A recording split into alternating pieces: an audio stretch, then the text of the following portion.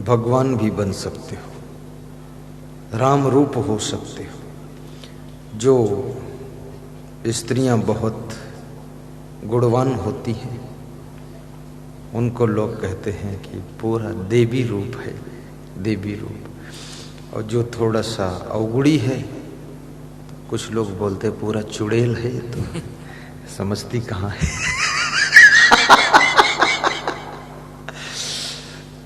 अब वो चुड़ैल है, अगर उसका पति भी भूत प्रेत है तब तो जोड़ा लग जाएगा। कितनी स्त्रियों के पति भी भूत प्रेत है, वो कम भी नहीं है।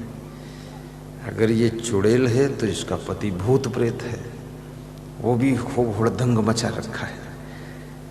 कितने घरों में पति पत्नी दोनों बिगड़े हुए हैं, बिगड़ायल है दोनों। उसको कौन सुधारेगा, पूरा घर तबाह हो गया है।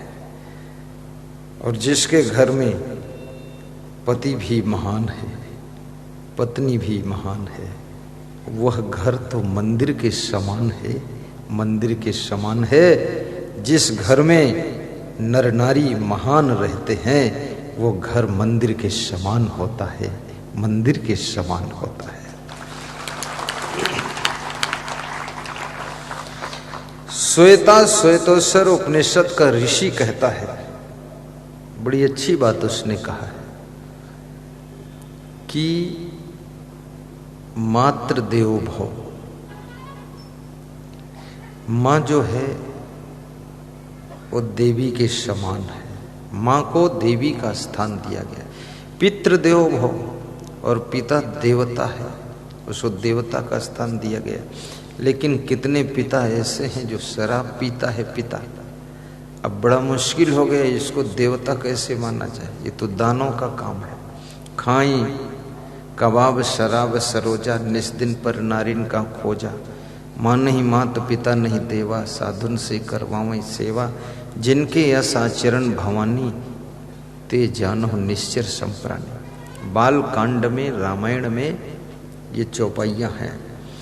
भवानी जी ने शिव जी से पूछा कि हे शिव जी, राक्षस के क्या लक्षण होते हैं, क्या पहचान होती है? तो शिव जी कहते हैं, खाई कबाब शराब सरोजा, निस दिन पर नारिनी कहाँ खोजा। माँ नहीं मात पिता नहीं देवा, साधुन से करवा वही सेवा। जिनके यस आचरण भवानी, ते जानहु निश्चर सम प्राणी। ते जानहु निश्चर सम प्राणी। जो कबाब खाता है, कबाब किसे कहते हैं? मांस को। जो मांस मछली खाता है वो राक्षस है। शिव जी कहते, शिव जी शाकाहारी थे। और जो शराब पीता है वो भी राक्षस है। जो अंडा खाता, सरोजा माने अंडा होता है, तो अंडा लोग मुर्गी ही खा जाते हैं कि दोबारा जहां से पूरी कंपनी खत्म कर दिया, मुर्गी को जहां से अंडे आ रहे हैं उसी को फाइनल खत्म कर दिया, मुर्गी को भी खा जाते हैं। आलू बहुत कम लोग खाते, अंडे ज्यादा खाते। और फिर बताते फार्मी अंडा है। फार्मी अंडा क्या कहीं मिट्टी में पैदा होता है? फार्मी अंडा का मतलब मुर्गी फार्म है, वहां वो मुर्गी से ही पैदा होगा। अगर खेत में अंडा पैदा हो जाता तो मुर्गी पालने की जरूरत ही नहीं है। वो खाम खा जाली वाली लगाना, लाइट जलाना और ये दाना डालना, क्या मतलब है? वो कहीं खेत में नहीं पैदा होता अंडा, वो मुर्गी से ही पैदा होगा। और मुर्गियां जहां अधिक पाली जाती हैं उसको मुर्गियों का फार्म कहते हैं। जहां भैंसें अधिक पाली जाए वो भैंस का फार्म है। जहां खेती बाड़ी लंबी चौड़ी 200-400 एकड़ जमीन में खेती किया जाए वो कृषि फार्म कहा जाता है। जहां गायें 2-4 हजार हों वो गायों का फार्म कहा जाता है। ये फार्म का मतलब ऐसा नहीं कि खेती को ही फार्म कहते हैं, वो मुर्गी को भी फार्म, मुर्गी फार्म बताते हैं। कितने लोगों ने भक्ति को भी रूप उसका बिगाड़ दिया। सब दारू पी करके भजन गा रहे हैं, शराब पी करके मंदिर में घंटा बजा रहे हैं, 5 मछली खाए हुए और फिर भगवान का नाम ले रहे हैं और ये भी कह रहे हैं कि तू ही पार लगाएगा, क्योंकि पापी तो बहुत हूं, रोज नया नया पाप करता हूं, अब तेरे भरोसे हूं, तेरे भरोसे मेरी नाव है। मेरा अवगुण भरा शरीर है, प्रभु कैसे तारोगे, बहुत कठिन है। मेरे प्रभु अवगुण चित्त न धरो। बहुत भजन है, लेकिन शिव जी कहते हैं पार्वती जो शराब पीता है और राक्षस की श्रेणी में आता है, इसलिए शराब किसी को पीना नहीं चाहिए, और पीना भी है तो सत्संग की शराब पियो। जैसे हमारे लखनलाल साहू और लता और ललित कुमार ने पिया है, और ऐसा पिया है कि पिलाना भी शुरू कर दिया है, सत्संग समागम करा रहे हैं। जैसे महेश राम साहू इंजीनियर, हृदयश्री देवी कोरबा वाले, जैसे हमारे कपिल जी तुम गांव और तारामती जी तुम गांव, ये हमारे बीरवीरा के भक्त मणिराम, इन भक्तों ने ऐसी सत्संग की शराब पिया है, ऐसा इन पर भक्ति का नशा चढ़ा है, कुछ और दिखाई नहीं देता है। 200-400 किलोमीटर से भी चल पड़ते हैं और सत्संग में जाकर डुबकी लगाते हैं और उसी में इनको सुख मिलता है। ये भी एक बहुत बड़ा नशा है। जैसे मेरे ऊपर भी सत्संग का नशा चढ़ा हुआ है। मेरे से एक भक्त कह रहा था, मध्य प्रदेश में बहुत दिन से सत्संग कर रहे हो, अभी तक तुम थके नहीं गुरुदेव, कब बंद करोगे? तो हमने कहा तुमको क्या परेशानी है? बोले हमको ये परेशानी है कि हम जब देखते तुम उसी तरह की दिखाई देते हो, कोई फर्क नहीं पड़ता है। मैं सोचता हूं कि आप भी थोड़ा आराम करो, लेकिन नहीं। राम काज कीन्हे बिना मोहि कहां विश्राम। जब तक सांस है तब तक इस जगत को माया की नींद से जगाने का अभियान जारी रखना है, क्योंकि संसार मोह की निद्रा में सोया हुआ है और इसको जगाने वाले कोई कोई विरले संत आते हैं जिनके वाणी से संसार जागता है। और जब याद रखना इस मोह की नींद से जागोगे तभी जिंदगी के सब दुख दूर होंगे और सुख का सागर आएगा। मोह निशा सब सोवनेहारा, मोह की रात्रि में सब सो रहे हैं। देखहि स्वप्न अनेक प्रकारा, मोह निशा सब सोवनेहारा। देखहि स्वप्न अनेक प्रकारा, मोह निशा सब सोवनेहारा। ये बाजा बाजा मेरे साथ सूट मैच हो जाए पता नहीं। मोह निशा सब सोवनहारा, बहुत बढ़िया। मोह निशा सब सोवनहारा। देखहि स्वप्न अनेक प्रकारा, देखहि स्वप्न अनेक प्रकारा, देखहि स्वप्न अनेक प्रकारा। देखहि स्वप्न अनेक प्रकारा, मोह निशा सब सोवनहारा। मोह निशा सब सोवनहारा। बहुत अच्छा है। मोह की रात्रि है, मोह में लोग सोए हुए हैं। शरीर की निद्रा, सबके लिए आवश्यक है, लेकिन मोह की निद्रा, अहंकार की नींद,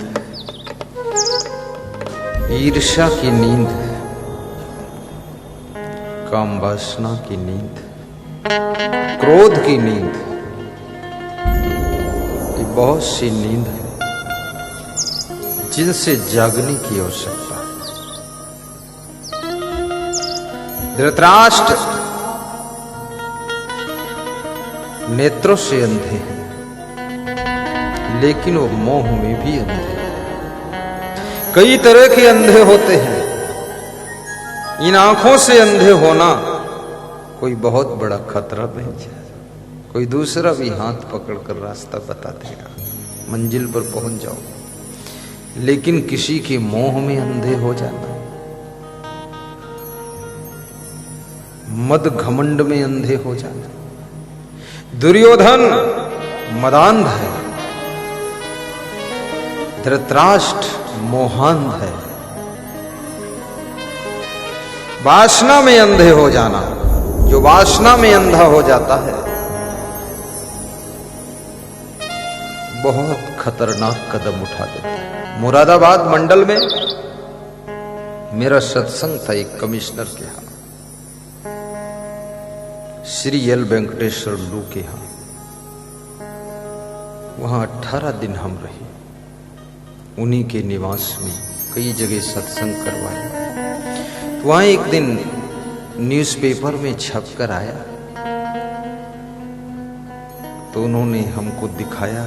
बड़े वो भी शर्मिंदा थे। मैं तो न्यूज़पेपर साल में 2-4 बार भले देख लेता हूं, मैं देखता नहीं, टाइम भी नहीं हो, हमको प्रपंच लगता उसमें जाता है। तो एक लड़की ने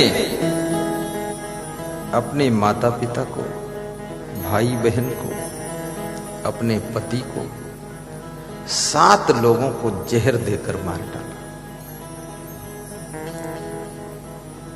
शाम को पिला दिया, दूध में, चाय में, जैसे कैसे। 7 लाशें पड़ी थी। और सिर्फ वो लड़की विवाहित थी। वो शायद वो किसी दूसरे के आकर्षण में आकर, वासना में अंधी होकर उसने इतना बड़ा कदम उठा दिया। उसको पढ़ करके बहुत असमंजस भी हुआ कि ऐसी भी घटनाएं होती है। माता पिता की लाश का फोटो है, भाई बहन की लाश, भाभी की लाश, उसके पति की लाश, सब देख करके होश उड़ गए। जब तुम किसी भी चीज में अंधे हो जाते हो, चाहे वासना में अंधे हो जाओ,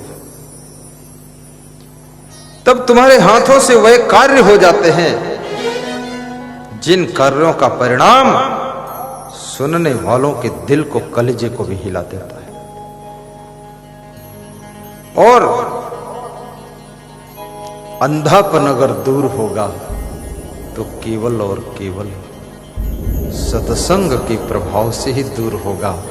और इस अंधेपन को दूर करने वाला कोई नहीं है। इसलिए खूब सत्संग सुनना चाहिए, तो अंधापन दूर हो जाएगा।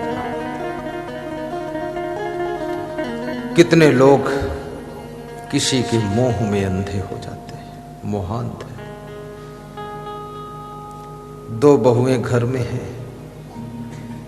एक बहू के मोह में सासू पड़ जाती है, दूसरी बहुओं को दुख देती है, और एक बहू के पक्षपात में रहती है और उसके लिए सारे पाप करती रहती है सासू।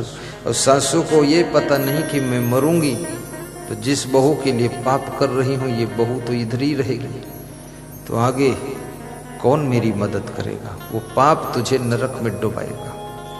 इसलिए किसी बहू का मोह मत कर, सभी बहुओं को प्रेम कर। ये कोई परमानेंट संसार नहीं है, यहां सदैव रहना नहीं है। थोड़ी जिंदगानी तुम भूल मत जाना। ये तन धन का कौन ठिकाना। और कई बार लोग क्रोध में अंधे हो जाते हैं। क्रोधांध व्यक्ति गुस्सा में आकर के अपनी मां पर हाथ भी उठा देता है। कभी कभी अपने पिता को भी मारने के लिए खड़ा हो जाता है क्रोध में आकर के। लेकिन मैं निवेदन करूंगा आपसे, ये क्रोध में बोले गए शब्द आपकी भविष्य को बिगाड़ते हैं। मोह में किए गए कर्म आपके अगले जन्म को भी बिगाड़ देते हैं। और घमंड में उठाया गया कदम आपके 7 जन्म को बिगाड़ देता है। इस जन्म का भी सुख शांति नष्ट कर देता है। अतः क्रोध को भी काबू रखो। चाणक्य से पूछा गया था, कल ये प्रश्न था कि यमराज कौन है, तो मैंने शार्ट में थोड़ा बताया था, आज उसको पूरा डिटेल कर देता हूं। चाणक्य कहते हैं, क्रोधो वैवस्तो राजा, क्रोध ही यमराज का रूप है। अगर यमराज को देखना है तो क्रोध को देख लो। यमराज आता है वो भी मारता है, और ये क्रोध जब आता है तो ये भी मारता है। क्रोध कोई साधारण नहीं। क्रोध में कितने लोगों ने अपना पद खोया है, क्रोध में आकर कितने लोगों ने अपना प्लेटफार्म खोया है, क्रोध में कितने लोगों ने अपने ससुराल को खो दिया है, मायके में बैठी हैं।